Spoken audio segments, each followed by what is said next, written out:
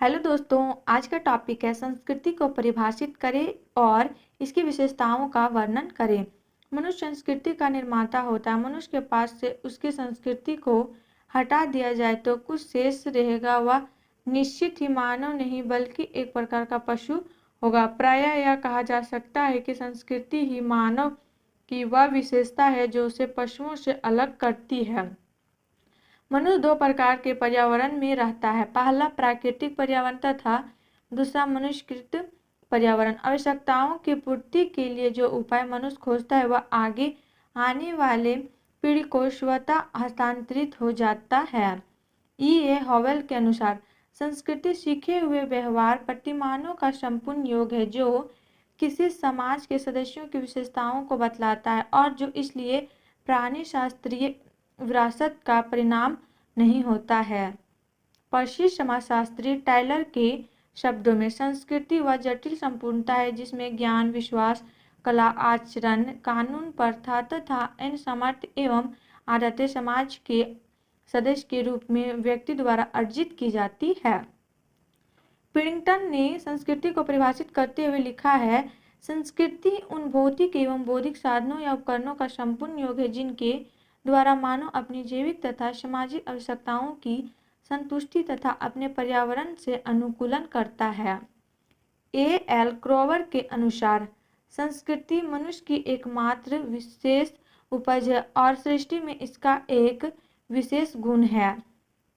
पश्चिमी समाजशास्त्री वॉल्टर ने संस्कृति को परिभाषित करते हुए लिखा है, संस्कृति कार्य तथा विचार की सीखी हुई वह पद्धति है जो एक समूह के सदस्यों द्वारा दूसरे समूह के सदस्यों को प्रदान की जाती है और प्रत्येक व्यक्ति के लिए यह जीवन की महत्वपूर्ण समस्याओं का जांचा हुआ समाधान करती है। उच्च प्राणियों में पुराने लोगों से नए लोगों में सीखी गई आदतों का हस्तांतरण देखा जा सकता है।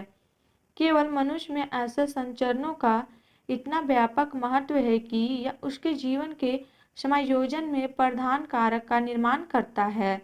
संस्कृति को मनुष्य का विशिष्ट तथा महत्वपूर्ण लक्षण समझा जा सकता है, लेकिन निश्चयपूर्वक यह एक ऐसा समूह का लक्षण होता है, अकेले व्यक्ति का बड़ा आविष्कार कभी नहीं। मेलिनोवस्की के अनुसार संस्कृति प्राप्त आवश्यकताओं की एक व्यवस्था तथा उद्देश्यमूलक क्रियाओं की संगठित व्यवस्था है। J.S. लॉटकिन लिखते हैं, संस्कृति समाज में पाई जाने वाली प्रथाओं का अंग है और जो कोई भी इन प्रथाओं के अनुरूप कार्य करता है संस्कृति में भाग लेता है। जैविक दृष्टि से किसी भी समाज की संस्कृति वह है जिसके द्वारा सामाजिक प्रथाओं का अनुसरण किया जाता है। संस्कृति को परिभाषित करते हुए मैकाइवर और पेज लिखते हैं, हमारे रहने तथा सोचने के तरीकों में, रोज की अंतःक्रियाओं में, कला में, धर्म में, मनोरंजन तथा आमोद प्रमोद में हमारी प्रकृति की अभिव्यक्ति ही संस्कृति है। उपयुक्त परिभाषाओं से यह स्पष्ट है कि संस्कृति का अभिप्राय उन सभी भौतिक तथा भौतिक वस्तुओं, कला, विचार, प्रथा, विज्ञान आदि से है जो मनुष्य के पास विद्यमान है। संस्कृति के माध्यम से ही एक समाज को दूसरे समाज से पृथक किया जा सकता है। इसके अंतर्गत बौद्धिक तथा अबौद्धिक दोनों प्रकार के तथ्यों का समावेश होता है। इस तरह संस्कृति एक अखंड व्यवस्था नहीं है, इसके अंतर्गत अनेक छोटे छोटे भाग होते हैं और इन सब में जो संगठन है वही संस्कृति है। संस्कृति की विशेषताएं। प्रसिद्ध विद्वानों ने जिस तरह संस्कृति को परिभाषित किया है उसे देखकर संस्कृति की कुछ मुख्य विशेषताएं परिलक्षित होती है। ये विशेषताएं निम्नांकित है। संस्कृति परिवर्तनशील है। संस्कृति हमेशा परिवर्तनशील होती है।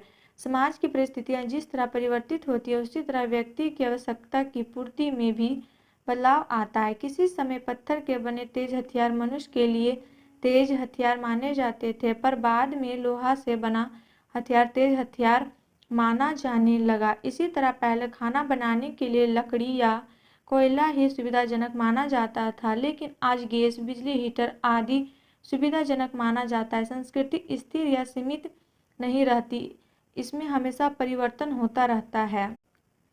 संस्कृति सीखे हुए आचरण है। जो आचरण एक दूसरे को प्रभावित करते हैं और जिन्हें हम समाज में सीखते हैं वे संस्कृति है। गुरु शिष्य का आचरण, छोटे बड़े का संबोधन, गायन, नृत्य आदि सीखे हुए आचरण होते हैं। इस संबंध में प्रसिद्ध विद्वान लुनबर्ग ने कहा है, संस्कृति जैविकीय विरासत नहीं है, यह सामाजिक सीख पर आधारित है। संस्कृति के आधार पर आचरणों के प्रतिमान स्थापित किए जाते हैं, जैसे बच्चों का आचरण, शिष्यों का आचरण, मालिक मजदूर का आचरण इत्यादि। संस्कृति शिक्षात्मक है। उचित अनुचित धारणा का परिणाम ही संस्कृति। सत्य असत्य, भला बुरा आदि की शिक्षा छोटों को बड़ों से प्राप्त होती है। अतः समाज में किसी व्यक्ति के कार्य का परिणाम यदि अच्छा होता है तो लोग उसका अनुसरण करते हैं, जैसे जनरीति परंपरा का रूप लेकर संस्कृति का अंग बनती है। संस्कृति सार्वभौम स्वीकृति है। समाज तथा व्यक्ति की विभिन्न आवश्यकताओं की पूर्ति की निधियों का नाम संस्कृति है। इसलिए कोई भी आचरण संस्कृति का अंग उस समय तक नहीं बन पाता जब तक पर्याप्त संख्या में लोग उसे स्वीकार नहीं कर लेते। इसलिए संस्कृति एक सार्वभौम स्वीकृति है। संस्कृति प्रदत्त आचरण संगठित प्रतिमानों के रूप है।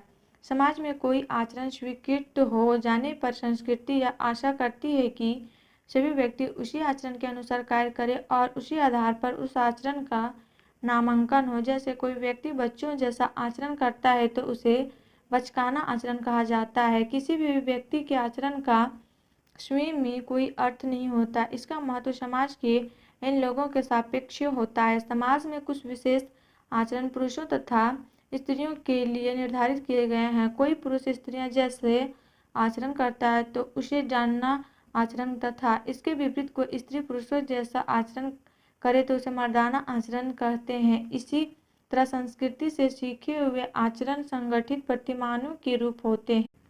संस्कृति के प्रतिमान भौतिक, अभौतिक एवं हस्तांतरित होते हैं। संस्कृति की एक और मुख्य विशेषता यह है कि इसके प्रतिमान भौतिक, अभौतिक और हस्तांतरित होते हैं। कलम, मोटर, टेलीविजन आदि भौतिकवादी प्रतिमान हैं। व्यक्ति के आचरण, प्रथा, परंपरा, विचार आदि निराकार वस्तुएं हैं जो अभौतिक प्रतिमान हैं। इस तरह भौतिक तथा अभौतिक संस्कृति किसी न किसी तरह एक पीढ़ी से दूसरी पीढ़ी तक हस्तांतरित होती है। अतः हम देखते हैं संस्कृति के प्रतिमान भौतिक व अभौतिक दोनों हैं और दोनों प्रतिमान हस्तांतरित होते हैं।